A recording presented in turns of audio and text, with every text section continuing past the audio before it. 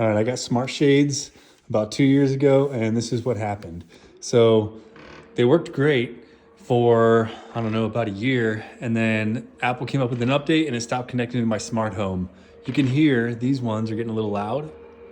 These are the old motors. So when they stopped connecting to Apple HomeKit, I reached out to SmartWings and they said, hey, we'll send you some new motors, $20 a piece, and then that'll fix the issue. And they're right, it did. It fixed the issue. It connects to Apple HomeKit, no problem now. I tried my daughter's room for about 2 months now, and they're working solid. I wanted to test that before I made a video about it. But then yeah, here's a new motor I already installed on this one. So much quieter.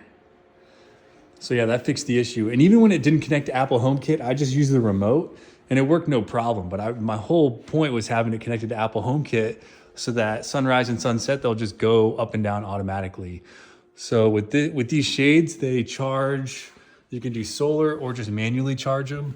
You can see it's charging right now with that flashing light. And if you end up having to charge it yourself, about every 3 to 6 months, you got to plug them up overnight and they're good to go. So if you're interested in these shades, they're made by SmartWings, and I'll put a link in here. You can check them out.